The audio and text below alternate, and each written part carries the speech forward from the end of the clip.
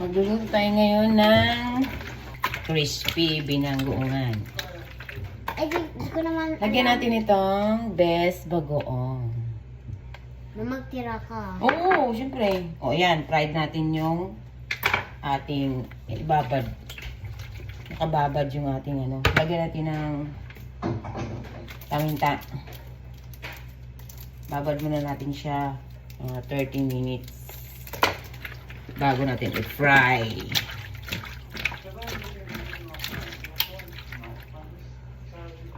Grabe ang talong ngayon mo, 120? Siguro kamatis na yun. Wala Ha? kita kamatis na yun. Ay, alam mo, kasi ito, ano na siya, parang sobrang hinog na. Sabi ko dun sa tindera, akin na lang to, baka mura na to. Sabi, sige, 20 pesos na lang yan. O, di ba ang dami? Ang init eh.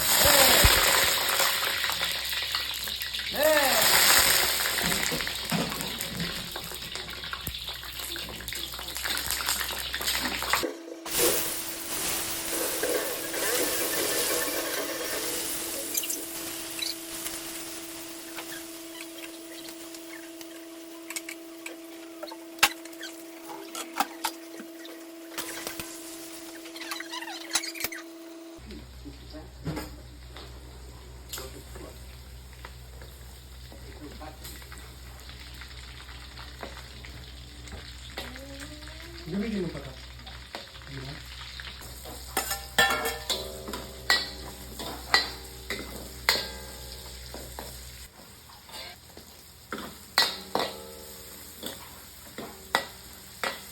Lagyan natin ng best bagoong.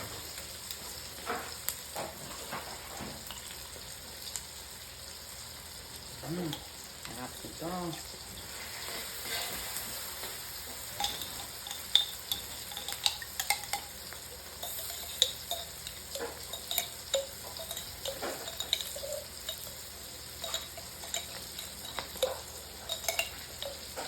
Lahat ko na kasi hindi kasi siyang pag di naubos, hindi siyang ulam na.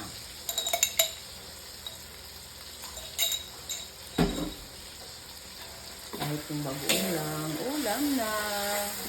Pag naubos yung karne, natira yung bagoong. Lagyan na lang ng, pwede siyang sausawan. Pag bibili ka ng talong, ayan, pwede na sausawan. O kaya, ano sa pagkabi. Natin ang karne. Okay na.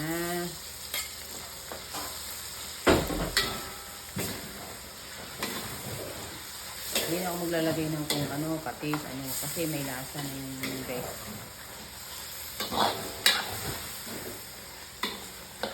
Lagyan na lang natin ng konting sugar.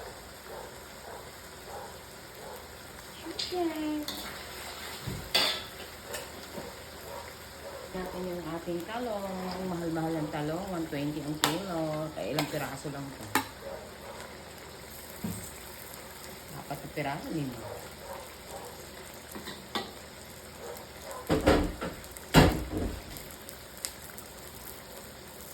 Okay na ito. Kain na tayo. Gutom na. Brunch. Brunch to. Wala kaming breakfast. Kaya diretso tanghalian.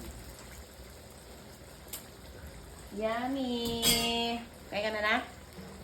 Namoy mo? Mabango? Hindi ka na. Amoy mo nga. Like mo ba yan? Natin ng chili flakes konti. Ang anahan.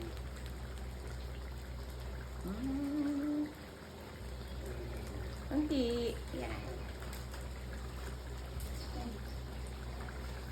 Okay na.